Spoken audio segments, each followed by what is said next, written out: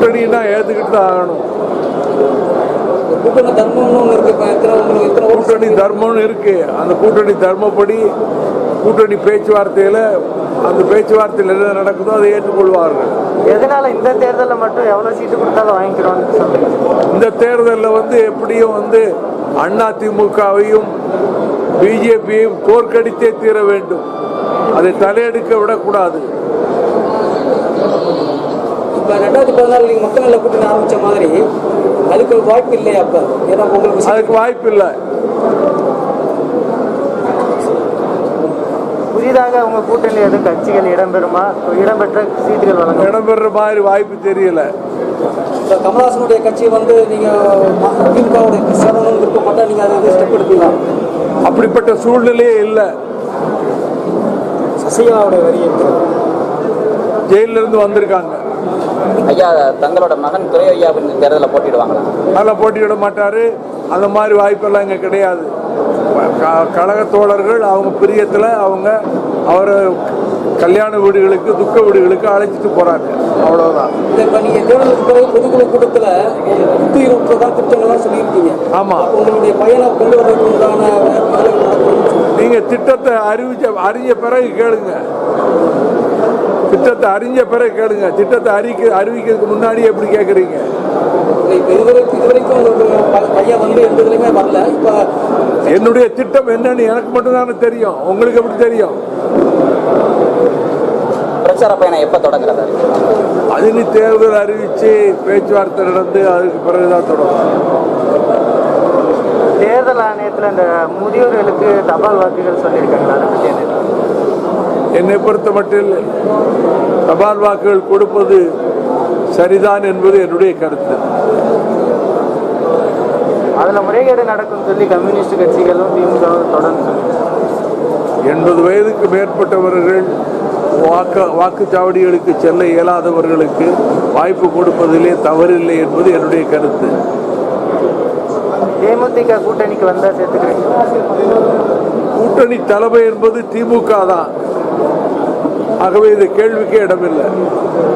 உங்களோட தேர்தல் அறிக்கை தயார் பண்ணியிருக்கீங்களா சார்? தேர்தல் அறிக்கை தயார் பண்ணி இருக்கிறோம். உரிய நேரத்தில் வெளியிடுவோம். சாத்தூர் பட்டாசு விபத்து பற்றி அதுக்கு இரங்கல் தெரிவிக்கிறேன். அதிமுகவும் 234 தொகுதிகளில் ஜெயிப்பேன்னு சொல்லி முதல்வர் எல்லா பிரச்சாரத்திலையும் சொல்லிக்கிட்டே வர்றாரு. ஆமாம், சொல்லியிருக்காரு. பேப்பரில் வந்திருக்கு. ஸ்டாலின் அவரால் சரியாக கூட பேச முடியலை, துண்டுச்சீட்டை பற்றி தான் பேசுகிறாரு அப்படின்னு தொடர்ந்து குற்றச்சாட்டு வச்சுக்கிட்டு குறிப்புகளை சொல்கிறாரு. அவ்வளோதான். இவர் அப்படின்னா சேக்கிலார் தான் கம்பராமாயணம் எழுதினாரா? அந்த 7 தமிழர் விடுதலையில் தொடர்ந்து இதுவரைக்கும் அந்த விடுதலைக்கான முடிவு எட்டப்படலைன்னு சொல்கிறாங்க. அது மத்திய சர்க்காரும் மாநில சர்க்காரும் கவர்னரும் சேர்ந்து நடத்துகின்ற கபட நாடகம். சார், இப்போ அதிமுக நாங்கள் செய்கிறத சொல்லி வாக்கு கேட்க போகிறதா சொல்கிறாங்க. திமுக எதை சொல்லி வாக்கு கேட்பாங்க? இல்லை அந்த கூட்டணி கட்சிகள் எதை சொல்லி வாக்கு கேட்பாங்க? 10 ஆண்டு காலத்தில் தமிழகத்தை நாசமாக்கி தமிழகத்தினுடைய வாழ்வாதாரங்களை எல்லாம் பாழ்படுத்தியதற்கு அதை சொல்லி திராவிட முன்னேற்ற கழகம் ஓட்டு கேட்கும். திராவிட முன்னேற்ற கழக அணியினர் ஓட்டு கேட்பார்கள்.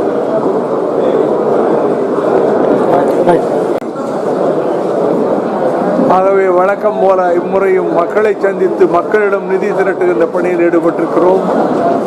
செல்லுகிற இடங்களெல்லாம் மக்கள் நன்கு வரவேற்கிறார்கள், அன்போடு நிதி தருகிறார்கள். 7 மண்டலங்களுக்கும் சென்று நிதி திரட்டிவிட்டு பின்னர் தொகுதி பங்கீட்டிலே மறுமலர்ச்சி திராவிட முன்னேற்ற கழகத்திற்கு எத்தனை இடங்கள் ஒதுக்கப்படுகிறதோ அந்த இடங்களிலே மட்டுமல்லாமல் பொதுவாக தொகுதிகளிலே பிரச்சார பயணத்தை மேற்கொள்வது என்று முடிவு செய்திருக்கின்றேன். 18ஆம் தேதி இந்திய கம்யூனிஸ்ட் கட்சி மாநாடு இங்கே நடைபெறுகிறது. அதற்கு திராவிட முன்னேற்ற கழகத்தினுடைய தலைவர் நடைபெறப் போகிற தேர்தலில் உறுதியாக வெற்றி பெற்று முதலமைச்சர் ஆவார் என்று நான் நம்பிக்கொண்டிருக்கிற தளபதி ஸ்டாலினும் கலந்து கொள்கிறார். தோழமை கட்சி தலைவர்கள் எல்லோரும் கலந்து கொள்கிறார்கள். நானும் அந்த மாநாட்டிலே பங்கேற்கிறேன். தமிழகம் பூராவிலும் சுற்றுப்பயணம் செய்து வருகிறார் திமுக தலைவர். செல்லுகிற இடமெல்லாம் லட்சக்கணக்கிலே மக்கள் திரளுகிறார்கள். காணொளி காட்சிகள் மூலமாகவும் அவர் கோடிக்கணக்கான மக்களை சந்தித்திருக்கிறார்.